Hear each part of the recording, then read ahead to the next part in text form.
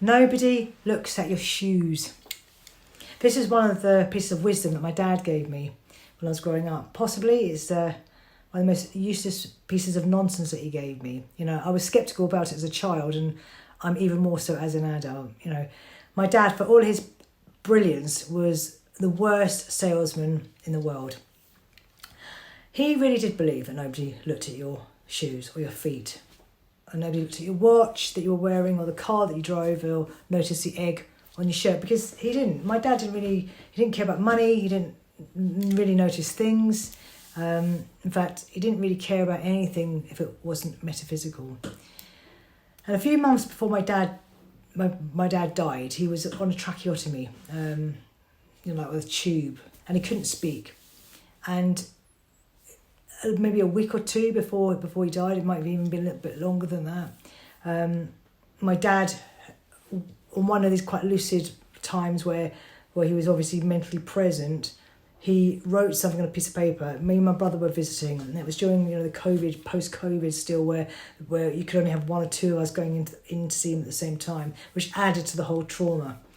But anyway, one occasion he was very, very stern, and he wrote this piece of paper and handed it to my brother. And on this piece of paper it said, "What's the plan?"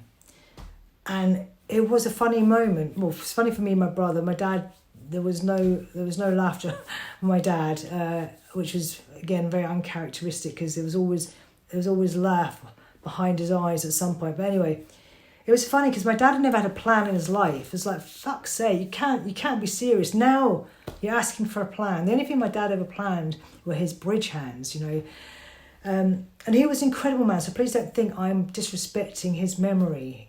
He was also a much loved man within the bridge community, where he enjoyed international celebration as well as at home. But he was a shocking salesman. His father, my grandfather, and my favourite of all my grandparents, was a very successful antiques dealer. Now, my grandpa Charles, he was a big personality, extrovert. He was uneducated, and like a lot of people of his era, had come over from other countries, or from parents of other countries, immigrants, and they had to forge their own way.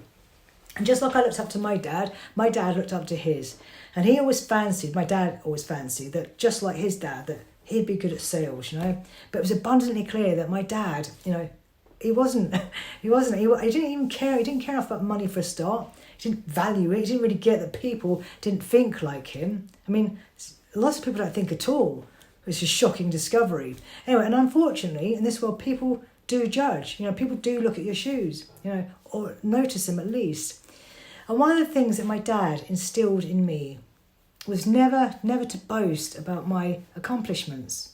For a while that wasn't that difficult, but even like later on, like my talents, just stay humble. And although it wasn't really because he was actually humble, at no stage in his life did my dad doubt his own brilliance. And what I mean, I think he wanted us to be quiet about what we could do, because I think he felt like you'd stay one step ahead of other people. It's more like a strategy than a humbleness. And sometimes, that can be okay. But in the world of selling, whether it's a plumbing business that you have or hypnosis like me, if you don't tell people who you are, how are they going to know where to find you and what you do? And whilst I would always seek my dad's advice when it concerned ethics or philosophy, when it came to marketing, by the time I started my hypnosis business, I'd take the view that whatever my dad did, I'd literally do the polar opposite. So my dad always charged as little as he could, or gave away his services completely free. He never self-promoted. He never advertised or marketed. Even though he was an incredible writer and one of the top 10 bridge players in the world at one point, he never wrote a book. He'd been asked many times, but he just didn't write a book. Omi Sharif wrote a book. Omi Sharif also danced with my mum, and it's to Omi Sharif who I partially owe thanks to my name, which comes from Dr. Zhivago, and I don't think I've ever heard my name sound as beautiful as it does when Omi Sharif says it, but then Judy Christie might have something to do with that too. Anyway, due to my upbringing and the influences of my dad, I've always had a bit of a difficult relationship with selling. I found self-promoting difficult. And perhaps you can relate to this. I've found asking, the part where you ask for money, a bit sordid.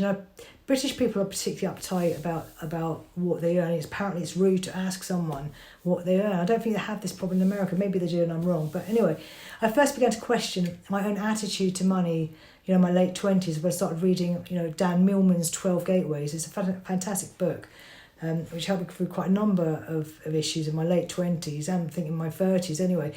But particularly the idea of valuing your service. But most recently, the sage teachings of one of my mentors, Freddy Jacquin, has enabled me to reframe my fear of self-promotion. And if you're starting your own business, then perhaps this is a wisdom that you could also benefit from. So, the first time he shared this advice with me, my ears pricked up. And by the way, while your ears are pricked up, please can you subscribe, like, comment, as that's the only way I am going to grow my presence and promote what I do.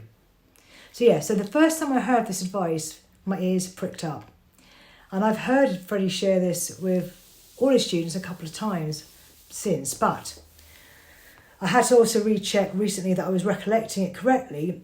So anyway, if you're ready to receive some really incredible advice from a man who's considered one of the best hypnotists in the world, then it's this, okay? You ready? The word sell, right? That's derived from the Icelandic word selja, and it means to serve. And to quote Freddy Jacquin himself, if you have a product that can enhance someone's life, it's your duty to let them know that you exist and can help them. So that's why I'm here. I'm here to tell you that I'm a great hypnotherapist. I'm not being egotistical. I can be, obviously, and that can be helpful if I, sometimes. But right now, I'm just letting you know that if you want to feel more confident or stop smoking or change your life in some way, if you're committed to changing and want to invest in improving your life, then I can help you.